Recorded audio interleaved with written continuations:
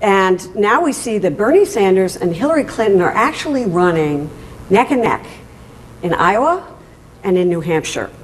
Why do you think Hillary Clinton is struggling?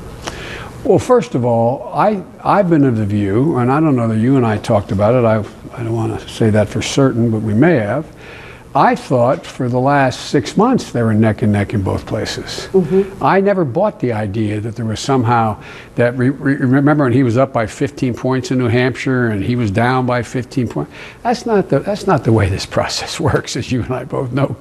I'm much older than you, but you've covered a lot of this. And so I'm not surprised that it is viewed as neck and neck, but I'm also will be surprised if the pundits turn out to be right. They hardly ever are in Iowa and New Hampshire.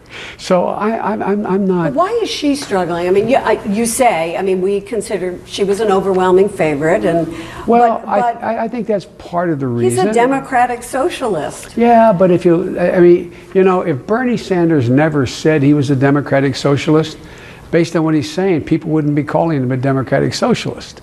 That's how he characterizes himself in sort of European terms, the democratic socialist parties in Europe. But why is she having trouble? Well, I think that Bernie is speaking to a yearning that is deep and real, and he has credibility on it.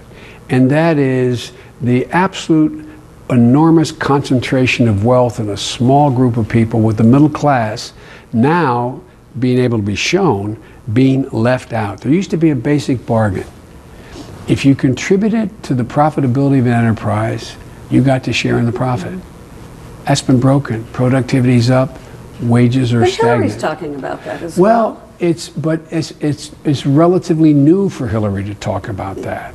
Hillary's focus has been on other things up to now, and that's been Bernie's. No one questions Bernie's authenticity on those issues. And they question hers, you think? Well, I think they question everybody's who hasn't been talking about it all along. But I think she's come forward with some really thoughtful approaches to deal with the issue. But I just think, and look, you know, everybody, you know, it's the old thing. Everybody wants to be the favorite. No one wants to be the prohibitive favorite.